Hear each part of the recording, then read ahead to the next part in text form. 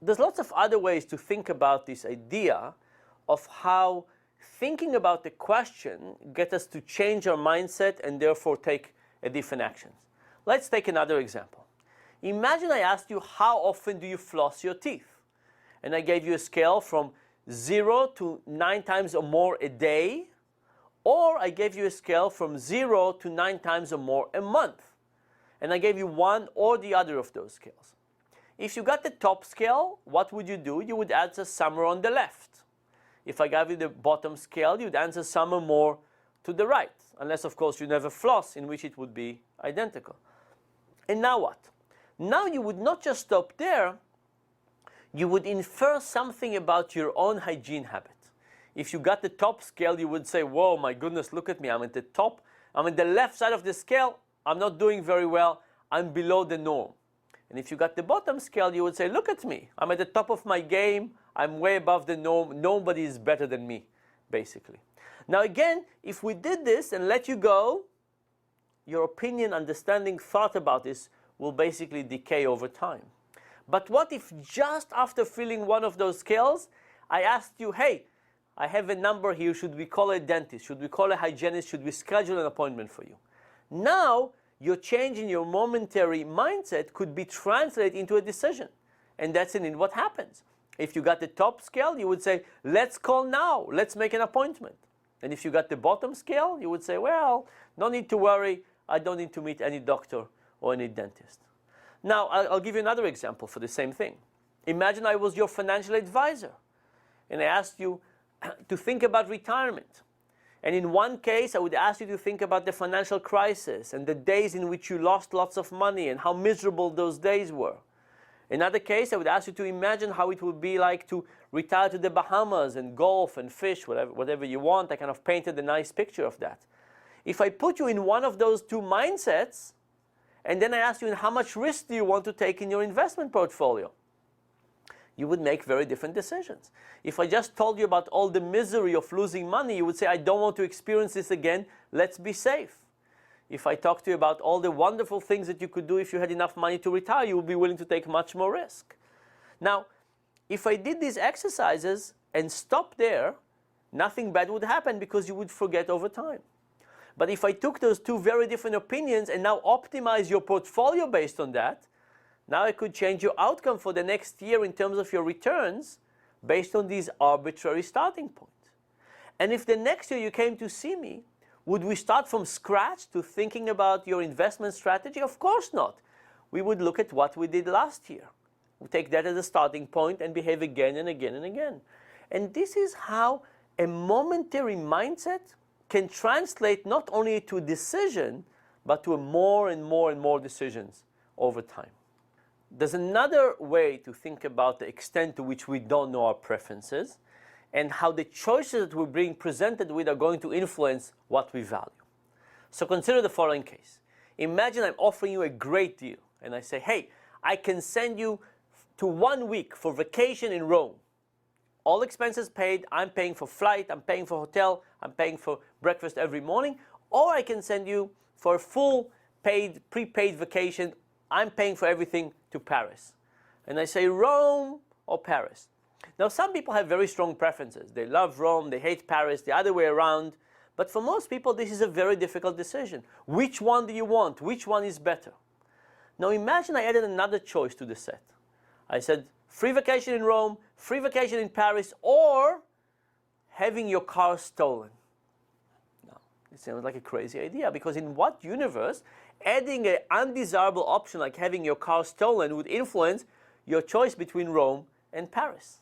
It turns out there is a version like that. By the way, if you just add having your car stolen, nobody wants that. But there's another version which we call Rome minus. And Rome minus is just like Rome. Is a full week in Rome, all expenses paid, flight, hotel, breakfast every morning, but the breakfast doesn't include coffee. You want coffee, it's €2.50 and you're on your own. Now think, what does this Rome minus does to the choice set? Here is what it does. When you think to yourself, when you say Rome versus Paris, you say they're so different. Different art, culture, language, romance, food. Not sure. Now if you say Rome without coffee in Paris, I'm not sure either. It's not as if the coffee is a decisive factor.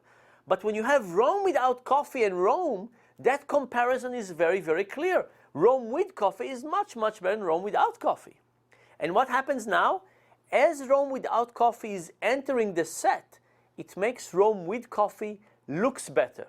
Not just relative to Rome without coffee, but also better than Paris. And what you can see is that when we add Rome without coffee, people start choosing Rome. Now, it also works for Paris. You add Paris without coffee, people start choosing Paris. And what this suggests is that when we add an option that is not desirable, it can nevertheless change how people view the other options. This is the relativity principle. It's the contrast between Rome minus and Rome that makes it so attractive. Here's another example for this. Quite a few years ago, one of my friends pointed out to me that there was this website of The Economist, and they had this offer. And he said, look at this offer. I looked at it, and it was really quite interesting. And here's the offer. What would you like? Would you like to get a subscription for theeconomist.com for $59, the electronic version, the print version for $125, or both of them for $125? Now, when you read this, you say to yourself, why is the middle option there? What possible thing could it do? Right? Why would anybody want that? Now, by that time, I already did all kinds of research on this decoy effect, on the, we call it the asymmetric dominance and the decoy effect. So I was really happy to see this ad, and I called The Economist. And I have to say that I was really hoping that they would say, oh, Dan, it's you. We're so happy. We're so glad you called. We read one of your papers, and we tried to implement it. This was not the case. In fact, I don't think they knew about my research. And they passed me from one person to another, to another, to another, until finally I get to the person in charge of their website. And I said, could you please explain to me, where did you get this idea? And would you be willing to do some experiments with this? And he said, of course, I'll get right back with you. And this was many, many years ago. I never heard from them again. So I decided to do the experiment myself. I gave this particular sheet to a group of MBA students and basically looked at what they wanted to choose. And here is what we got. Few people wanted the online version. The vast majority wanted the combo deal. And thankfully, nobody wanted the wasted option in the middle. Nobody wanted to pay the same amount for less. Great. Now, here's the thing. If you had 3 options and one of them had 0 market share, would you keep it? Of course not. So for another group of students, I kicked the middle option out. I just presented the top and the bottom. And what happened now? The market share reversed. The thing that was the least desirable became the most desirable. The thing that was the most desirable became the least desirable. Why? Because the middle option, while being useless in the sense that nobody wanted it, was nevertheless important because it defined the framework by which to evaluate these options. Think for a second. Is $59 for the economist.com for the online version is a good deal or a bad deal? How would you know? How would you think about it? Is the $125 for the combo deal a good deal or a bad deal? Compared to what? 60 lattes? 50 lattes in Newsweek? Or how is the comparison really going to happen? So the middle option, while nobody wanted it, gave a framework to think about the 2 options. In fact, it gave you a framework to think about the bottom option. Relative to $125 for the print version alone, $125 for both seems like a good deal. In fact, it makes it look like you're getting the online version for free. And this relative comparison makes something looks much, much better. So there are 2 things here. The first one is to suggest that we just don't know how to evaluate things. It is really hard for us to evaluate things. And the second is that because of that, options that we don't even choose enter into our comparison mindset and can influence how we view the options, and relative advantages end up being important, decisive advantages. There's one more very interesting aspect of relativity in prices that comes from Bob Frank's work and his book, The Darwin's Economy. And in that book, by the way, Bob Frank argues that the real godfather of modern economics should not be Adam Smith. He should be Darwin. And he gives the following analysis. He said, imagine that you're a lion seal, and it's the mating season. And what happened is, for lion seals, is you want to be the biggest one of the lot, because the biggest lion seal get all the females, or virtually all the females. The second one gets a few, but it's mostly about the biggest lion seal gets all the females and all the ability to reproduce their genes. So what happens in this world? You want to be slightly bigger than other lion seals. Now, do you care how big everybody is? No, but in relative terms, you just want to be slightly bigger. Now, the reality is that with lion seals, this is a really sad thing, because as each one of them struggle to be slightly higher, slightly bigger than the other, they become incredibly large. And they are so large these days that they die at young age from all kinds of heart problems and vascular problems, and they also sometimes crush the females when they copulate. And if you think about it, it's a race to the top that is perfectly sensible for each lion seal, right? If you're the second largest lion seal, you're not going to rest until you become the biggest, but nevertheless, it's destructive for the whole environment, for the whole ecosystem. My grandfather was an economist. He used to work for the UN, developing tax system for developing countries. And he explained to me once when I was very young, what is inflation?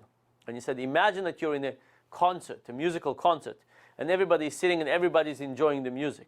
All of a sudden, the people in the front row stand up, and then the people in the second row have to stand up, and the people in the third row, and soon enough, everybody has to stand. And at the end of the day, everybody sees just the same as when they were sitting down, but everybody is more uncomfortable.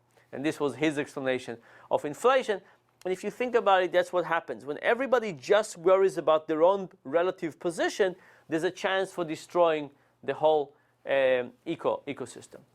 And Robert Frank also shows that this is what has happened, one of the things that happened in the housing market in the US. So imagine that you're a young couple and you have a couple of kids and you want your kids to go to good schools. If you're in the US, how do you get kids to go to good school? You go to a good neighborhood, because neighborhoods are the ones who are funding local schools. So the easiest way to get into a good school is to go into a good neighborhood. So what you're doing, you're trying to push yourself into get to the best neighborhood you can. You're kind of extending your economic ability to the highest amount you can in order to get to the best district that you can.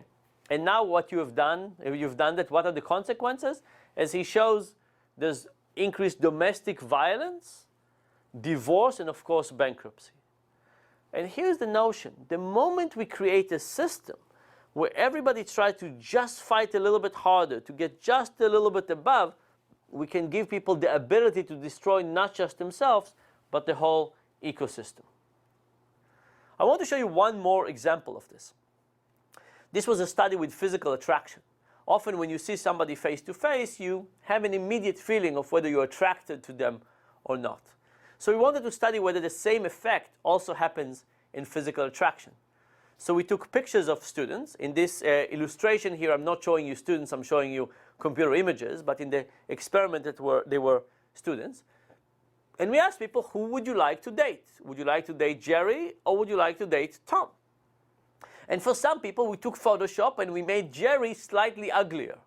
And we asked people, who do you want to date? Jerry, ugly Jerry, or Tom? And other people, we asked, do you want to date Jerry, Tom, or ugly Tom? And the question we had was whether ugly Jerry would help disproportionately Jerry, and would ugly Tom disproportionately help Tom? And this was indeed what we found out. Now, these results have two very straightforward, simple implications. The first one is that if you ever go bar hopping, who do you want to take with you? Who is the ideal wingman or wingwoman? Now you know. It's somebody who is similar to you, but slightly less attractive. That's kind of the optimal approach. And the second thing is that if somebody else asks you to come with them as their wingman or wingwoman, now you know how they think about you. I should point one more thing. I got a letter from this woman at Cornell who said that after reading this information, she started using this approach. She started taking her roommate with her because she thought she was a slightly less attractive version of her, and she went with her from party to party to party at Cornell, and it worked very well by her accord. The only thing was, after a few months, she decided to tell her friend why she was carrying her with her to all these parties, which of course backfired. So if you do this trick, don't tell the person about that.